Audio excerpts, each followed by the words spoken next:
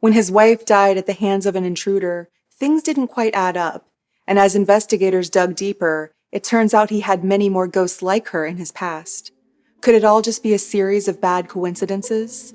This is the story of Thomas Randolph, the Black Widower of Las Vegas with 4 dead wives. Hi friends, I'm Katie, and this is Katie Does Crime. Thank you for joining me for the first time if you're new here, and hello to the usual rapscallions and reprobates. Please consider subscribing or joining me on Patreon if you'd like to hear more true crime stories. Thomas William Randolph Jr. had a problem with his wife, or his wives, I should say.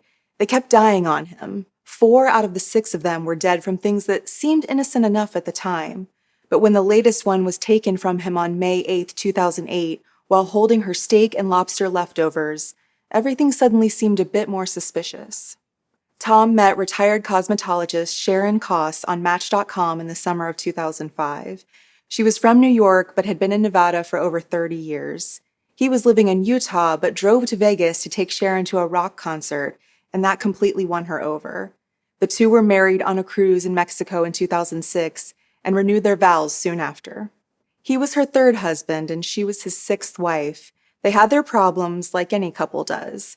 She played too much video poker for his taste, and she didn't like how much he spent on his medication.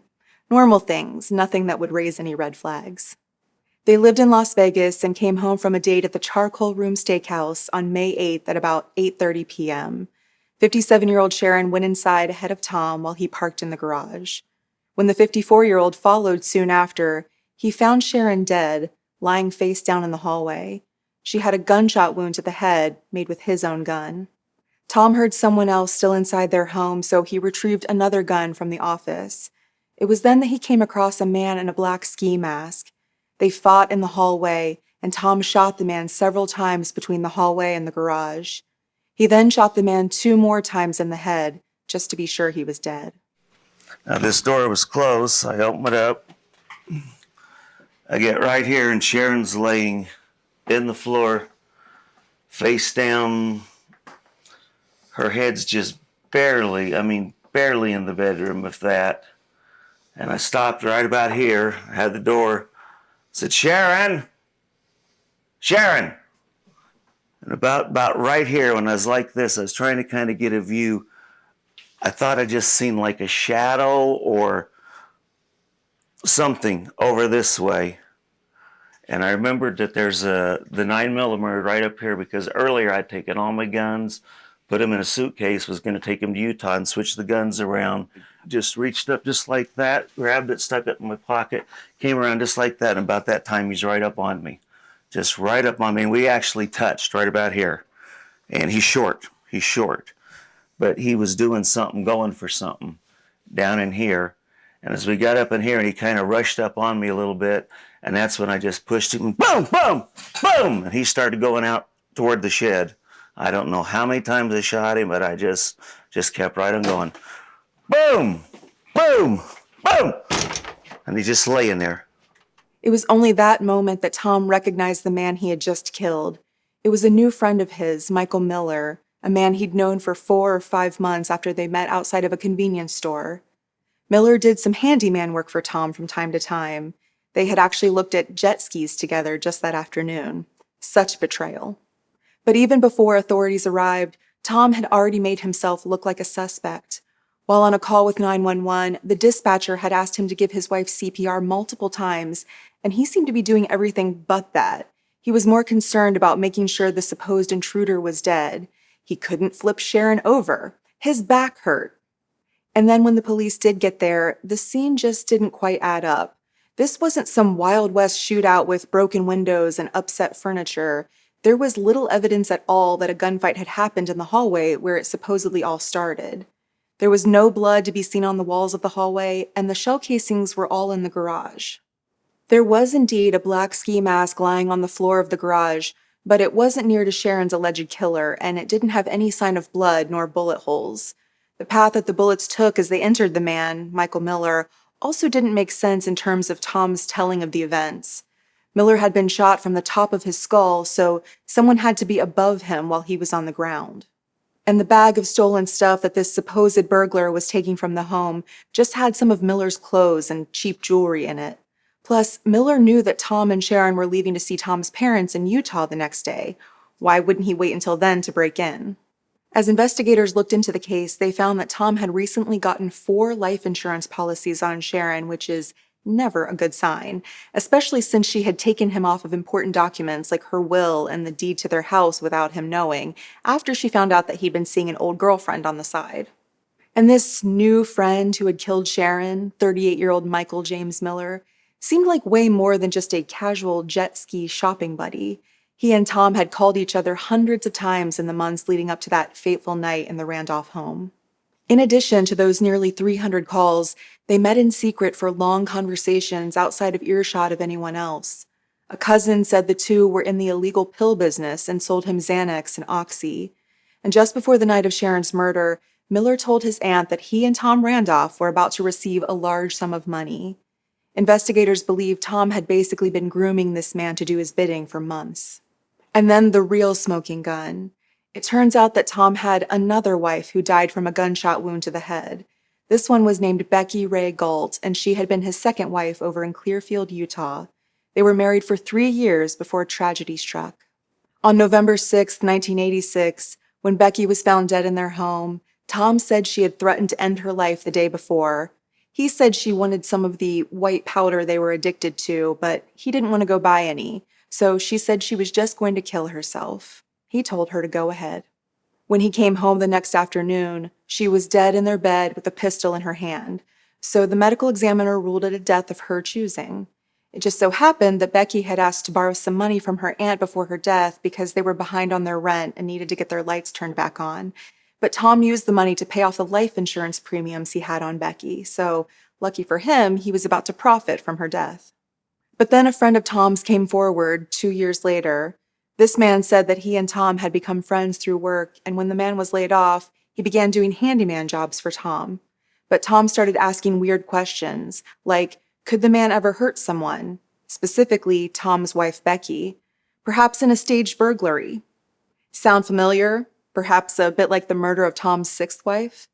Tom told his handyman friend that he wanted the money from Becky's life insurance policies. Also familiar. After thinking he was in the clear for years, Tom was finally charged with Becky's murder. But then it got even more outlandish. While Tom was going to trial for the murder, he tried to hire someone to kill his handyman friend before the guy could testify against him. The only problem was that the guy he tried to plan this all out with was an undercover cop. Tom somehow convinced his new girlfriend to be the one to pay the guy. He must have had some kind of charm to get 6 wives and a girlfriend who would pay off a hitman for him. People describe him as a show-off and a narcissist, but they also say he was a manipulator and a real smooth talker.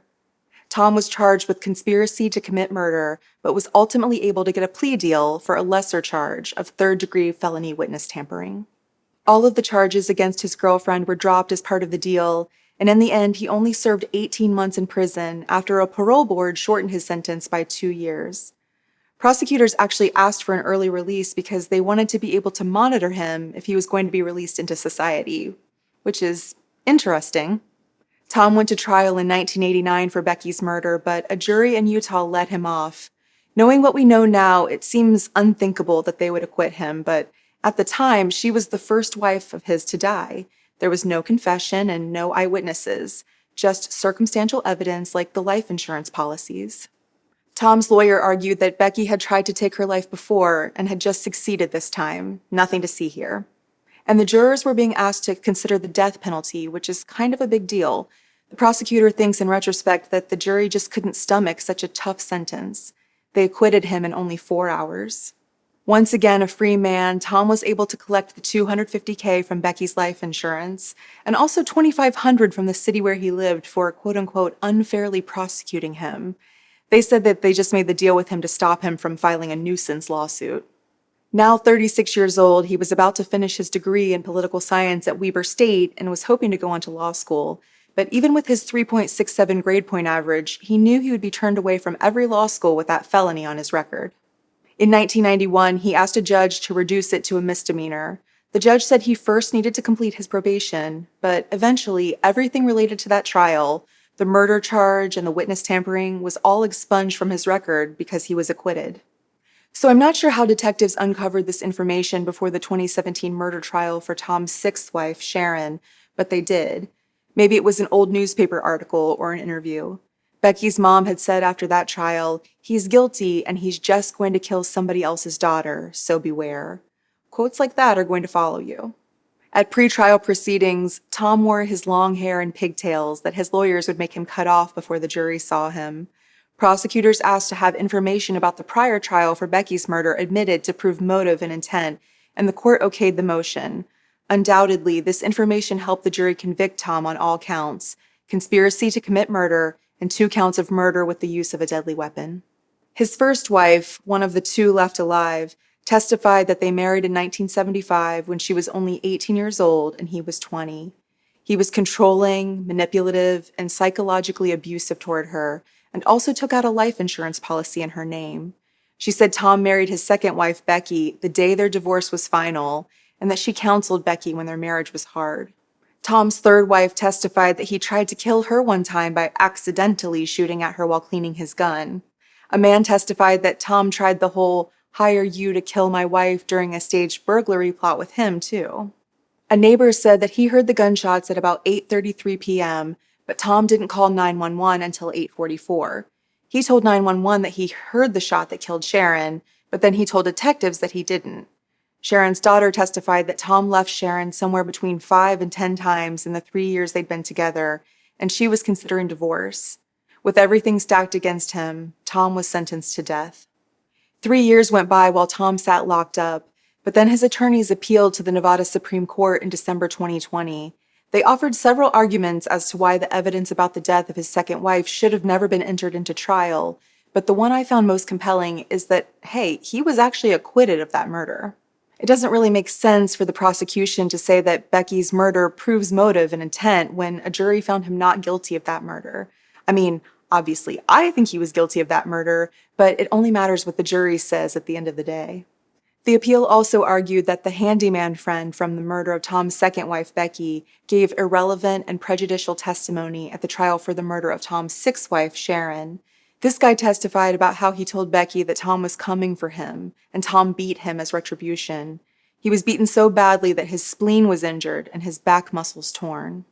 And then, after administering this beating, Tom drove the man to his wife's job and dumped the guy in the parking lot outside her building. And then he walked inside and put his bloody gloves on the countertop for the man's wife to see. Then, when the man was later released from the hospital, Tom showed up to his house just hours later to beat him some more and steal his pain meds. There was no doubt that Tom was a really, really crappy person, but the Nevada Supreme Court said these bad acts didn't have anything to do with possibly killing his wife and shouldn't have been testified to at the most recent trial. They overturned Tom's 2017 conviction and death sentence. A new trial date was set. At this new trial, Tom wore hearing aid headphones and sat mostly expressionless. This time, only the events of 2008 could be mentioned by the prosecutors. Nothing about past wives, nor mysterious deaths, nor beating up any handymen. Still, the jury reached a verdict in fewer than 5 hours. On August 24, 2023, Thomas Randolph, now 68 years old, was found guilty of plotting to kill his sixth wife and the handyman he hired to kill her for the second time.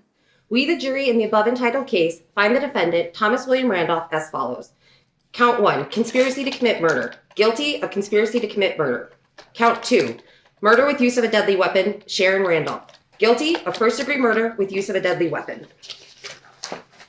Count 3, murder with use of a deadly weapon, Michael Miller. Guilty of first-degree murder with use of a deadly weapon. Dated this 24th day of August 2023, signed David Dyer. Ladies and gentlemen of the jury, are these your verdicts as read? So say you one, so say you all? Yes.